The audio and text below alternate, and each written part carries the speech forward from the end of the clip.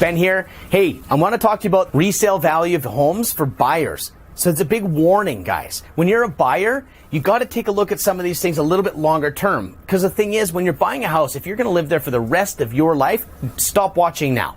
But if you ever think of that you need to sell this, you're buying an investment, not just a home. Why would you not rent? Because I want to pay down the mortgage. That's called an investment. We want equity to grow. It's an investment. So when you're looking at an investment, we got to buy something that's going to actually beat the market trends or at least protects your money. So these are the 10 things to watch out for when you're buying. In relation to when you need to sell in the future, is it going to hurt you? Is it going to be a nightmare to get rid of this property?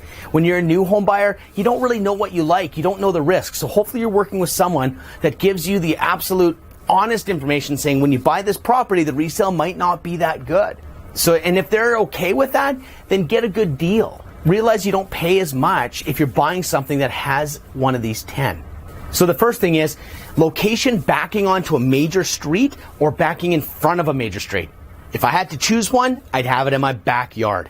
I wouldn't want the main street in front. They are so tough to sell down the way. People renovate like crazy and they lose money. They try to get it. The fact of the matter is there's safety for kids. There's these perceptions.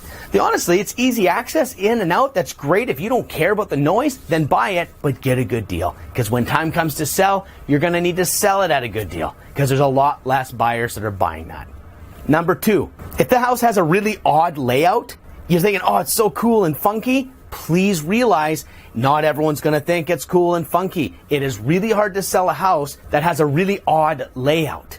So maybe staging might help or a quick reno might help. The other thing is if you buy the one that has an odd layout and you can blow it a wall and open it up, you may be making money because you might get it at a deal and shift it. Odd layouts are tough to sell. So realize in the future, it will be challenging. Number 3, having a really tiny little kitchen that you can't have any potential to expand. So buying a tiny kitchen's fine as long as someone can say, oh, I could blow this wall out, I could make it big. Potential will still sell houses. The opportunity to make it better actually really helps sell houses. The thing is, though, if it's in one of those little kitchens that cannot be changed, you're stuck. Be very careful. You must love the house or get it at a good deal. Number 4, if you're too close to a big condo complex, maybe in your backyard or the whole area is high volume rentals, the amount of traffic and crime and all of that thing's going to be increased.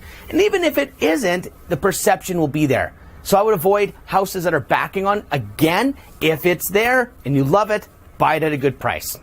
Number 5, if you're across from a school, now be very careful because that is awesome. It's got a park, it's got the school, but if you're in the school zone, you will have a hard time backing out to the street, getting out. It is a very difficult house to sell. Some stuff is worse than this, but just realize that it's really great when your kids can walk to school, so I'm a big fan of it on one side, but the resale always gets hurt a bit. Number 6, if your house is too small, this will impact who buys small houses are a far smaller group than who buys family-sized houses. So the thing is, if your house is too small, make sure you're getting at a great deal. It could be the cutest thing you've ever seen, or maybe the land you can develop. There may be another angle on a small house because a lot of these small houses are older and you might be able to sell to a developer or rebuild. But the truth is, when you're buying, realize the extra small ones are harder to sell. Number 7, if you are buying a house that has 2 bedrooms up versus 3 bedrooms up, it's a significant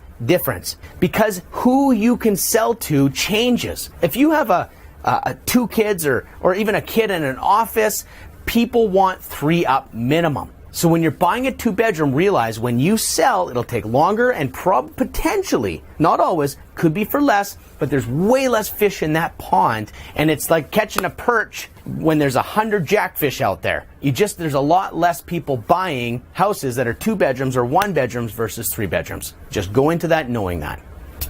Number 8, when you're buying a condo and it's totally run down, it's a good price. You walk in there, you look at the reserve fund study, and it's low, and they haven't done upgrades. This means that you're probably going to have a resale value problem later because they're probably going to ask you for money later. So be very careful that you find this condo. You need to make sure that the condo documents and the management is perfect and well and safe because that is huge. If it's got cash calls, if it's got repairs needed, nobody buys it. So be very careful when buying a condo. Make sure the reserve fund is healthy, and if it is low, that they've done the renovations with the money. Again, if it's managed well, you will be killed on resale if these things happen on condos.